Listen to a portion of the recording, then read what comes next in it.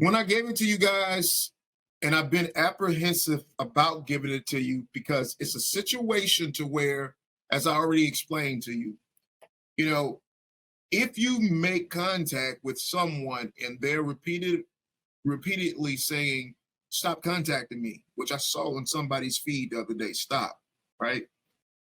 You don't want a complaint to be filed against you or the organization. I don't want to complain because those complaints can tally up to $43,000 for one incident. So I've always been apprehensive about giving anybody else a loaded gun to play with, because that's what I look at it as. So you have to understand what you're doing and what you're playing with. It's not like, you can just go on and your mind and getting this information. No, we have laws, we have rules in the United States about text messages to certain numbers, and which is why I try to buffer it by going into the data registry, the national registry, and pulling numbers out of these numbers that you're not supposed to contact. Now, that's definitively, you can't contact those, right? Now, this is the workaround for all of the rules.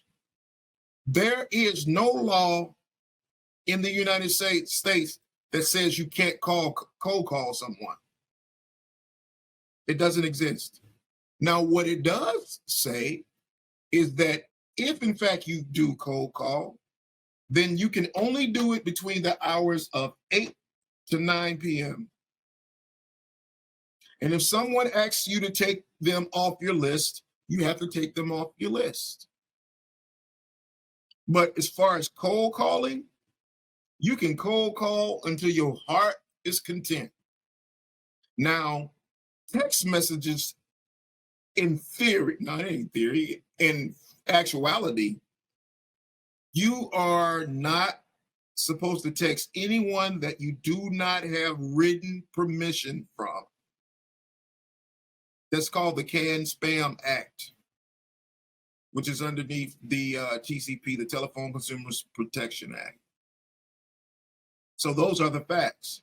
So to me, as I was thinking yesterday along the same lines as Angelus, cold calling, hand down, I think is a better win-win if, in fact, you can get someone on the phone. If you have a list of numbers and you're calling those numbers, I always think the person that is able to have the conversation is always going to be in a win-win scenario, especially if you have the skill set of a cold caller.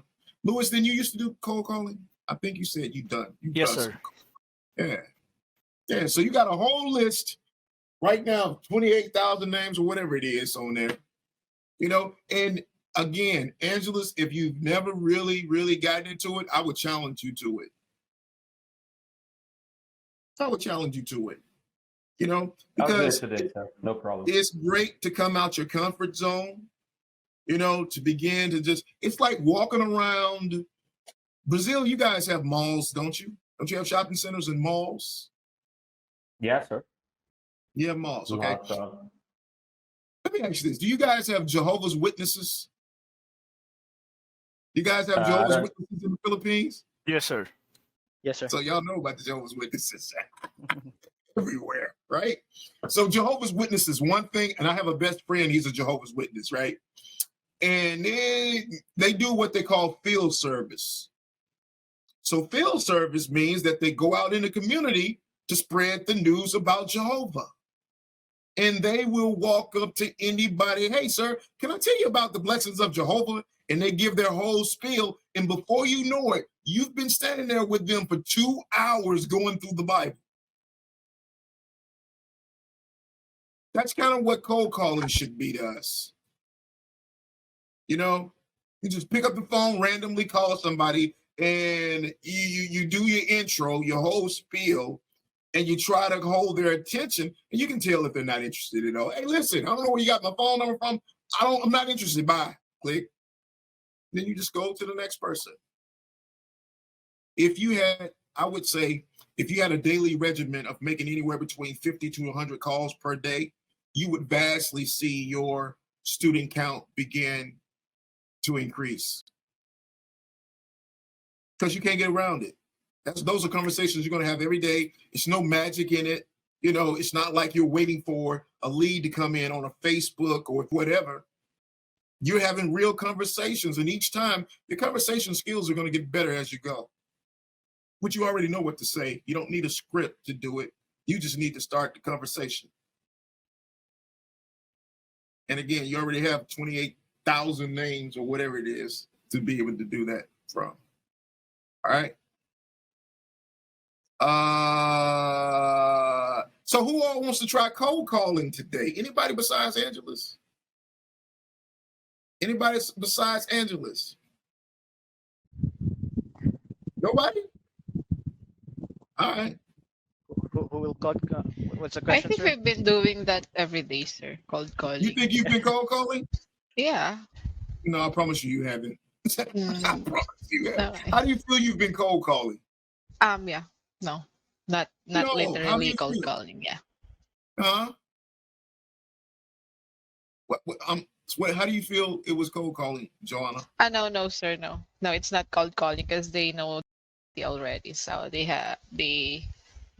Yeah, it's not. It's not pick up a phone and everybody give me a number and all of a sudden I just call it. Hey, I want to tell you about. That's cold. They don't know anything about you. Maybe you get lucky somebody has heard about you, but for the most part, no. That is cold.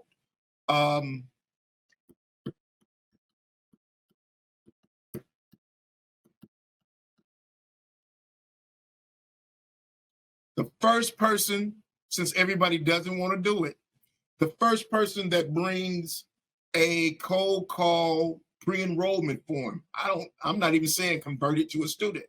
The first person that brings a cold call pre-enrollment form, $100. That's how serious I am about it. Anybody else want to do it now? Anybody else want to do it now besides Angelus? Yeah, we can do it. We can all do it. We can do it.